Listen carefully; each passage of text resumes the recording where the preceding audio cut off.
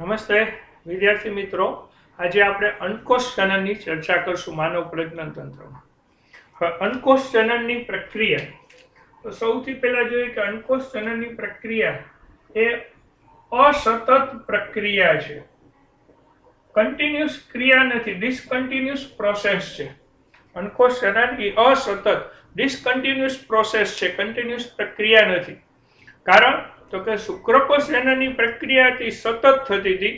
એનું ડેવલપમેન્ટ શુક્રકોષ જનનનું 72 દિવસોમાં એક કન્ટિન્યુ પીરિયડમાં થતું હતું, જ્યારે અંડકોષ જનનની પ્રક્રિયા એ માદામાં જુદી જુદી વયે જુદા જુદા તબક્કાએ આગળ વધતી પ્રક્રિયા છે. અંડકોષ જનનની પ્રક્રિયા સામાન્ય રીતે ભ્રૂણ વિકાસ દરમિયાન જ શરૂ થતી હોય છે. ભ્રૂણ વિકાસ દરમિયાન અંડકોષ જનનની પ્રક્રિયા શરૂ થાય છે. ભ્રૂણ વિકાસ દરમિયાન શરૂ થતી આ અંડકોષ જનનની પ્રક્રિયા છે એ સામાન્ય રીતે પ્રથમ મહિનેથી જ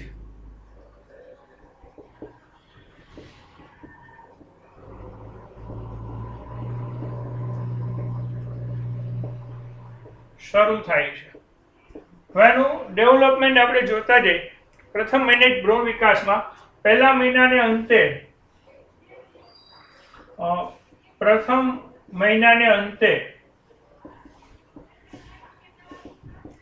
આશરે 1700 જેટલી પ્રાથમિક પુટિકા હોય છે.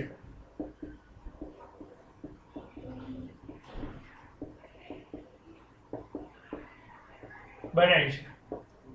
પહેલા મહિનામાં 1700 જેટલી પ્રાથમિક પુટિકાઓનું નિર્માણ થતું જોવા મળે છે. પ્રાથમિક પુટિકાઓની સંખ્યા આશરે 1700 જેટલી પહેલા મહિનાને અંતે હોય છે. પ્રાથમિક પુટિકા કેમ બને છે એની ચર્ચા આપણે આગળ કરશું. ત્યાર પછી બીજા મહિનાને અંતે આ પ્રાથમિક પુટિકાઓની સંખ્યામાં વધારો થાય છે અને આશરે 6 લાખ જેટલી બને છે. બીજા મહિનાને અંતે ભ્રૂણ વિકાસના બીજા મહિનાને અંતે પ્રાથમિક પુટિકાની સંખ્યા 6 લાખ જેટલી હોય છે. પાંચમા મહિનાને અંતે આ પ્રાથમિક પુટિકાની સંખ્યા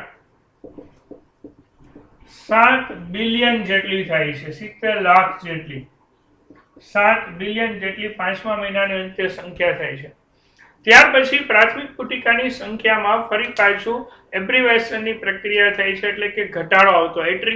એટ્રિશિયસની પ્રક્રિયા થાય છે, એટ્રિશિયસની પ્રક્રિયા થાય એટલે પ્રાથમિક પુટિકાની સંખ્યામાં ઘટાડો આવે અને જન્મ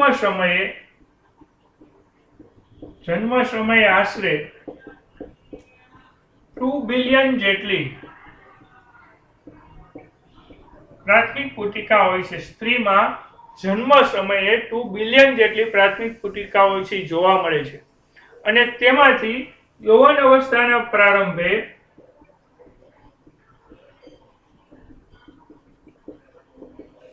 આ પ્રાથમિક પુટિકાની સંખ્યા ઘટી 60,000 થી 80,000 જેટલી જોવા મળે છે. એટલે જન્મ પછી પ્રાથમિક પુટિકાની સંખ્યામાં ઘટાડો થતો જાય છે. સામાન્ય રીતે પ્રાથમિક પુટિકાની સંખ્યા 5મા મહિના સુધી વધે, પછી ભ્રૂણ વિકાસના 5મા મહિના પછી પ્રાથમિક પુટિકાની સંખ્યા ઘટતી જાય અને જન્મ પછી પ્રાથમિક પુટિકાની સંખ્યા આશરે 60,000 થી 80,000 જેટલી જોવા મળે છે. ત્યાર પછી આ પ્રાથમિક પુટિકાઓની ચર્ચા કરીએ તો આ પ્રાથમિક પુટિકાઓમાંથી આશરે 500 જેટલી એગમાં પરિણમે છે. એટલે પરિપક્વ પ્રાથમિક પુટિકાની સંખ્યા ખૂબ ઓછી થાય છે.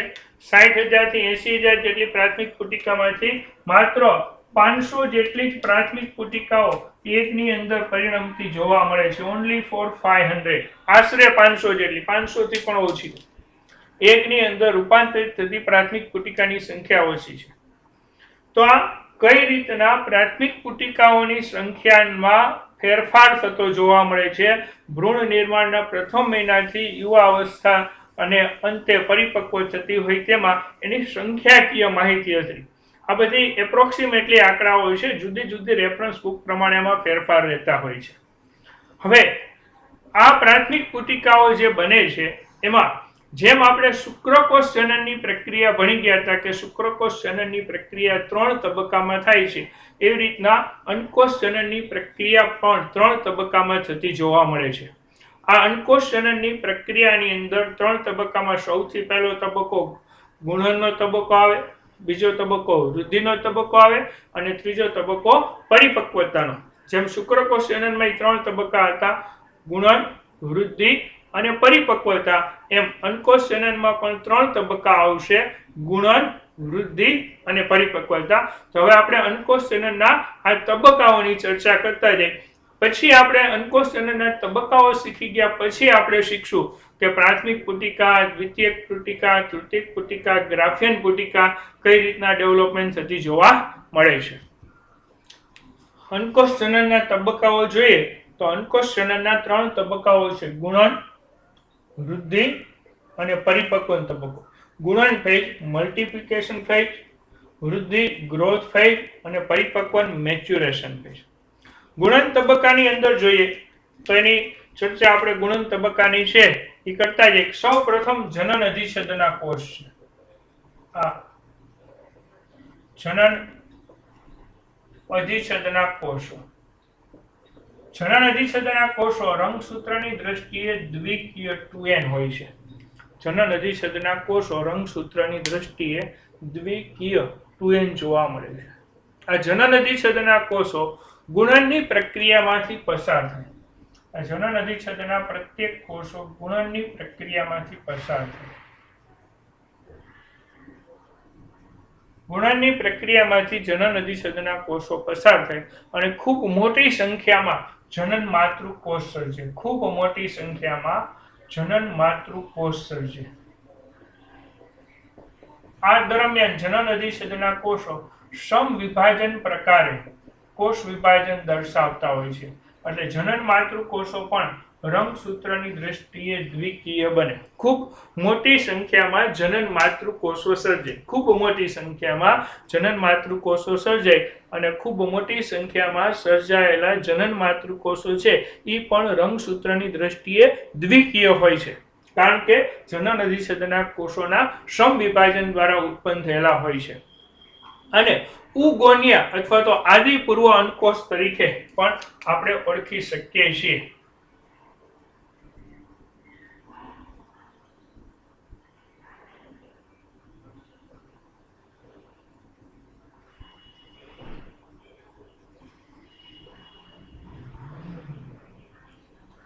ઉગોનિયા અથવા તો આદિપૂર્વ અંડકોષ તરીકે પણ આપણે એને છે એ ઓળખીએ છીએ. જનન અધિચ્છદમાંથી વિભાજન પામેલા જે ગુણનની પ્રક્રિયા દ્વારા ઉત્પન્ન થયેલા જનન માતૃકોષો છે એ મોટી સંખ્યામાં ઉત્પન્ન થતા હોય છે અને મોટી સંખ્યામાં ઉત્પન્ન થતા જનન માતૃકોષોને આપણે આદિપૂર્વ અંડકોષ અથવા તો ઉગોનિયા તરીકે પણ એને ઓળખવામાં આવે છે.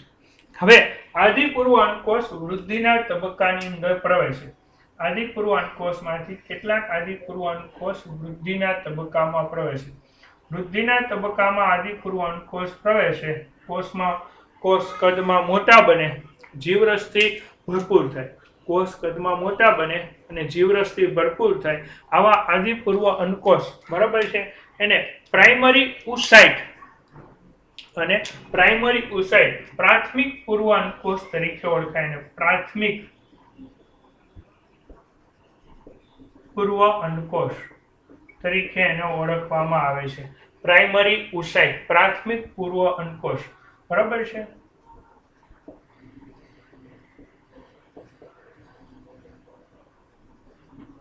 હા, પ્રાઇમરી ઉસાઇટ રંગસૂત્રની દ્રષ્ટિએ દ્વિકીય 2n હોય છે.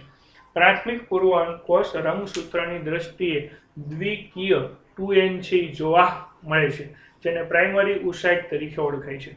હવે પ્રાઇમરી ઉસાઇટ પોતાનું અર્ધીકરણ વિભાજન એકની પ્રક્રિયામાં પસાર થાય.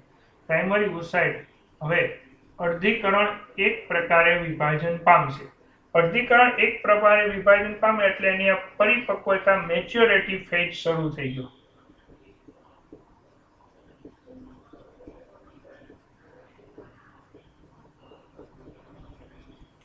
પરિપક્વતા તબક્કો, મેચ્યોરિટી ફેઝ શરૂ થઈ ગયો. મેચ્યોરિટી ફેઝ શરૂ થશે એટલે આપણને બે પ્રકારના અર્ધીકરણ એકને અંતે કોષો મળશે. એક નાના કદનો કોષ મળશે અને એક મોટા કદનો કોષ, જે જીવરસથી ભરપૂર હોય, પ્રાથમિક પૂર્વ અંડકોષ જેટલો જ જીવરસ ધરાવેલો હોય. જે નાના કદનો કોષ ઉત્પન્ન થાય છે એ નાના કદના કોષને પ્રાથમિક ધ્રુવકાય, પ્રાઇમરી પોલાર સેલ, પ્રાથમિક ધ્રુવકાય તરીકે ઓળખાય છે. નાના કદનો કોષ છે ને પ્રાથમિક ધ્રુવકાય તરીકે ઓળખાય છે અને મોટા કદના કોષને દ્વિતીય પૂર્વ અંડકોષ તરીકે ઓળખવામાં આવે છે. આ દ્વિતીય પૂર્વ અંડકોષ રંગસૂત્રની દ્રષ્ટિએ એકકીય હોય છે. હવે આ પ્રાથમિક પૂર્વ અંડકોષનું અર્ધીકરણ વિભાજન એક ક્યારે પૂર્ણ થાય? તો કે પ્રાથમિક પૂર્વ અંડકોષ છે ઓલરેડી જન્મ વખતે બની ગયેલો હોય. ભ્રૂણ વિકાસ દરમિયાન જન્મ વખતે જ્યારે સ્ત્રીનો જન્મ થાય આ સમયે જ એમાં લાખોની સંખ્યામાં પ્રાથમિક પુટિકાઓ આવેલી હોય અને આ પ્રાથમિક પુટિકાઓની અંદર પ્રાથમિક પૂર્વ અંડકોષ રહેલો હોય. આ પ્રાથમિક પૂર્વ અંડકોષ છે એને પોતાનું અર્ધીકરણ વિભાજન 1 માં દાખલ થયેલો હોય અને અર્ધીકરણ વિભાજન 1 ની અવસ્થામાં સ્ટેબલ હોય. પ્રાથમિક પુટિકાની અંદર રહેલો પ્રાથમિક પૂર્વ અંડકોષ અર્ધીકરણ વિભાજન 1 ની પૂર્વાવસ્થા 1 ના ડિપ્લોટિંગ તબક્કાની અંદર સ્થાયી હોય છે. આ ખાસ યાદ રાખજો, સાંભળજો વિદ્યાર્થીઓ, કે પ્રાથમિક પુટિકાની અંદર પ્રાથમિક પૂર્વ અંડકોષ આવેલો હોય. પ્રાથમિક પુટિકા ભ્રૂણ વિકાસ દરમિયાન જ બને અને ભ્રૂણ વિકાસ દરમિયાન જ પ્રાથમિક પુટિકામાં રહેલો પ્રાથમિક પૂર્વ અંડકોષ અર્ધીકરણ 1 શરૂ કરી દેલો હોય. આ પ્રાથમિક પૂર્વ અંડકોષનું અર્ધીકરણ 1 સ્ટોપ થયેલું હોય. પ્રાથમિક પુટિકામાં રહેલો પ્રાથમિક પૂર્વ અંડકોષ અર્ધીકરણ 1 ની પૂર્વાવસ્થા 1 ના ડિપ્લોટિન અવસ્થાની અંદર સ્ટેબલ હોય છે. ખાસ યાદ રાખવું, હું અહીંયા નોંધ લખું છું કે પ્રાથમિક પુટિકામાં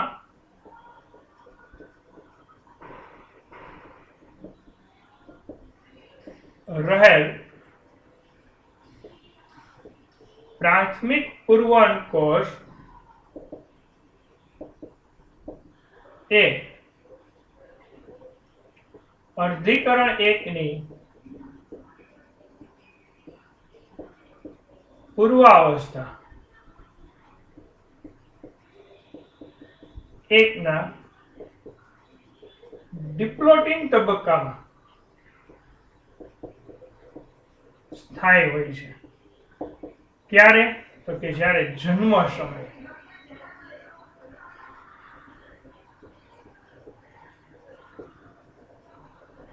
સમયે પ્રાથમિક પૂર્વ અંડકોષ છે એ ડિપ્લોટિંગ અર્ધીકરણ 1 ની પૂર્વાવસ્થા 1 ના ડિપ્લોટિંગ તબક્કામાં સ્થાયી હોય છે.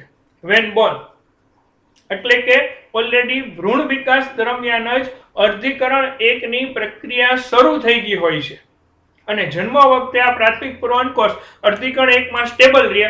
અર્ધીકરણ 1 માં કઈ જગ્યાએ સ્ટેબલ રહે છે? તો કે અર્ધીકરણ 1 ની પૂર્વાવસ્થાના ડિપ્લોટિંગ તબક્કામાં સ્ટેબલ રહે.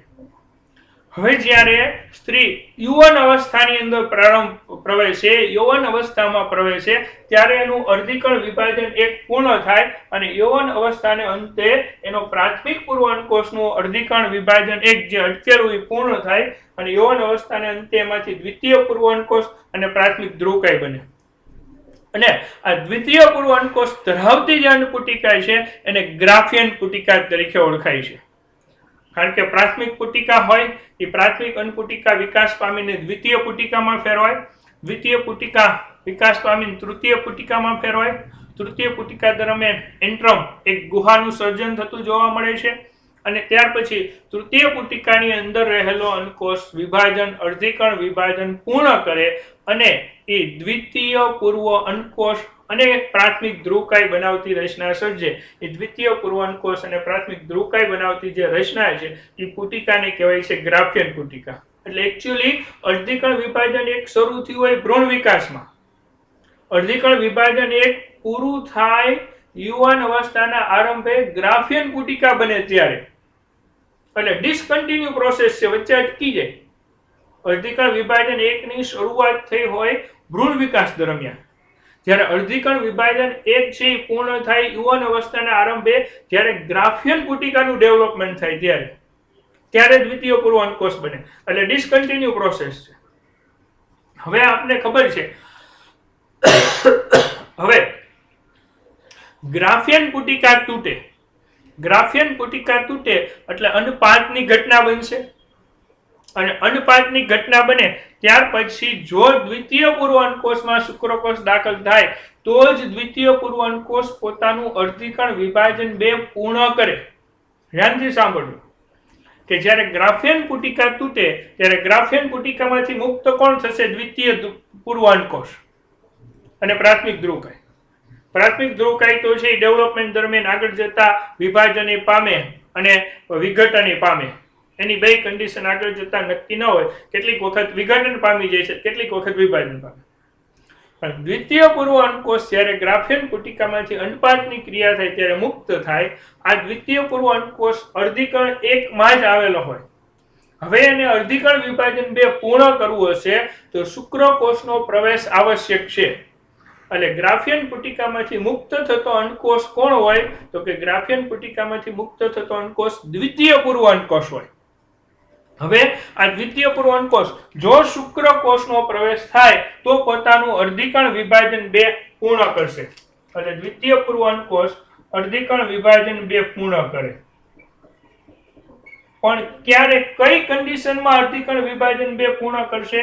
તો કે શુક્રકોષના પ્રવેશ બાદ.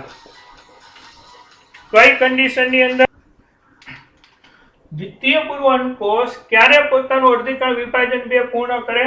તો કે શુક્રકોષના પ્રવેશ બાદ અર્ધીકણ વિભાજન 2 પૂર્ણ કરે. એટલે એના પરિણામે ફરી પાછા 2 કોષો સર્જાશે. ફરી પાછા 2 કોષો સર્જે એમ નાના કદનો એક કોષ સર્જાશે જેને કહેવાશે દ્વિતીય ધ્રુવકાય.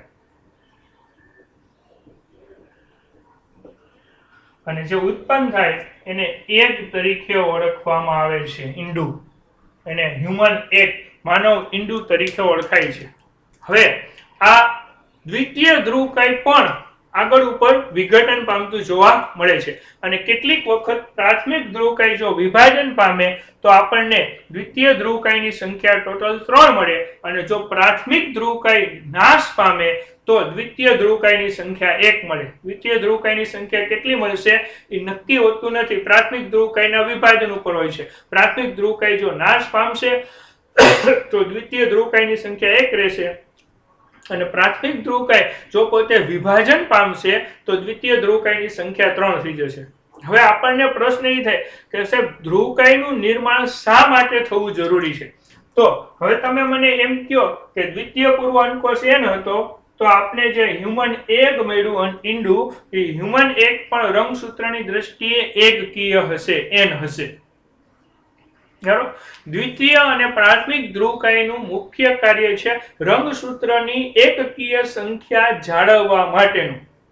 ધ્રુવકાયનું નિર્માણ થવાનું મેઇન કાર્ય છે કે ઉત્પન્ન થતા એગમાં રંગસૂત્રની સંખ્યા જાળવી રાખવા માટેથી ધ્રુવકાય નિર્માણ પામતા જોવા મળે છે. જો ધ્રુવકાય નિર્માણ ન પામે તો રંગસૂત્રની એકકીય સંખ્યા છે એ જળવાઈ ન રહે. એટલે અને હવે આ હ્યુમન એગ કઈ રીતના નિર્માણ પામે છે? અંડકોષ જનનના જે તબક્કા છે એની ચર્ચા. એટલે કન્ટિન્યુ તબક્કા નથી. આ તબક્કો છે એ ભ્રૂણ વિકાસ દરમિયાન થાય. ભ્રૂણ વિકાસ જન્મ સમયે પ્રાથમિક પુટિકા હોય છે. પ્રાથમિક પૂર્વ અંડકોષ ધરાવતી લાખોની સંખ્યામાં પ્રાથમિક પુટિકા હોય. 2 મિલિયન પ્રાથમિક પુટિકા જન્મ સમયે હોય જેમાં 2 મિલિયન પ્રાથમિક પૂર્વ અંડકોષ હશે. પછી યૌવન અવસ્થાએ એમાંથી સંખ્યા ઘટી અને 60 થી 80,000 જેટલી પ્રાથમિક પુટિકાઓ થઈ જશે. એટલે 60 થી 80,000 જેટલા પ્રાથમિક પૂર્વ અંડકોષ થઈ ગયા અને એમાંથી પરિપક્વ માત્ર 500 જેટલા થશે. એટલે યૌવન અવસ્થાના આરંભ બાદ અર્ધીકણ વિભાજન જે એક અટકેલું હોય ડિપ્લોટિન અવસ્થામાં, એ અર્ધીકણ વિભાજન એક ડિપ્લોટિન અવસ્થામાં અટકેલું હોય યૌવન અવસ્થાના આરંભ બાદ પૂર્ણ થાય અને દર 28 દિવસે એક પ્રાથમિક પુટિકાનું ડેવલપમેન્ટ શરૂ થાય જે ક્રમશઃ દ્વિતીય પુટિકા, તૃતીય પુટિકા, ગ્રાફિયન પુટિકામાં ફેરવાય, અંડપાત થાય. જો ફલન ન થાય તો ગર્ભ સ્થાપન શક્ય ન બને અને ફરી પાછું નવી સાયકલ ચાલુ થાય જેને આપણે બરોબર છે ઋતુસ્ત્રાવની પ્રક્રિયા તરીકે પણ આખી ઓળખીએ છીએ, જે આગળના લેક્ચરની અંદર ચર્ચા કરશું. તો તમને અંડકોષ જનનની પ્રક્રિયા એક્ઝેક્ટ સમજાઈ ગયેલી હશે. સૌ પ્રથમ આપણે કયા મહિને કેટલા પ્રાથમિક પુટિકાઓનું નિર્માણ થાય એની ચર્ચા કરી. હવે આપણને ખબર પડી ગઈ કે ગુણન અને વૃદ્ધિનો તબક્કો છે એ ભ્રૂણ વિકાસ દરમિયાન થાય. ગુણન અને વૃદ્ધિનો તબક્કો કઈ અવસ્થા દરમિયાન થાય છે? તો કે ગુણન અને વૃદ્ધિનો તબક્કો છે એ ભ્રૂણ વિકાસ દરમિયાન થાય. પછી ગુણનના તબક્કાની અંદર જે પ્રાથમિક પૂર્વ અંકોષ પ્રાથમિક પુટિકાની અંદર આવેલો હોય છે એ ડિપ્લોટિન અવસ્થામાં સ્થાયી થઈ જાય. ત્યાર પછી યુવાન અવસ્થાના પ્રારંભે આ પ્રાથમિક પુટિકા ફરી પાછો વિકાસ પામે, દ્વિતીય પુટિકા તૃતીય પુટિકા અને ગ્રાફિયન પુટિકામાં ફેરવાય. જ્યારે એ ગ્રાફિયન પુટિકામાં ફેરવાય ત્યારે એની અંદર અર્ધીકણ વિભાજન એક પૂર્ણ થઈ દ્વિતીય પૂર્વ અંકોષ અને પ્રાથમિક ધ્રુવકાય હોય અને ત્યાર પછી અંડપાદ થાય અને શુક્રકોષનો પ્રવેશ થાય તો અર્ધીકણ પૂર્ણ થાય અને એક અને દ્વિતીય ધ્રુવકાયનું નિર્માણ થતું જોવા મળે છે. તો આ અંકોષ જનનની પ્રક્રિયાના તબક્કાઓ હતા. હવે આપણે હ્યુમન એગની ચર્ચા કરવાના છીએ કે હ્યુમન એગનું સ્ટ્રક્ચર કેવું જોવા મળે છે, માનવ એગનું સ્ટ્રક્ચર, અને પછી હ્યુમન એગ અને હ્યુમન સ્પર્મ છે એટલે માનવ અંકોષ જે છે અને માનવ શુક્રકોષ છે બંનેની કેટલીક કમ્પેરિઝન કરશું જે આપણે આપણા નેક્સ્ટ લેક્ચરની અંદર જોશું. ધન્યવાદ વિદ્યાર્થી મિત્રો. મારા વિડીયો લાઈક કરો, સબસ્ક્રાઇબ કરો અને તમારા અન્ય સહોદ્યોગીઓને શેર કરો.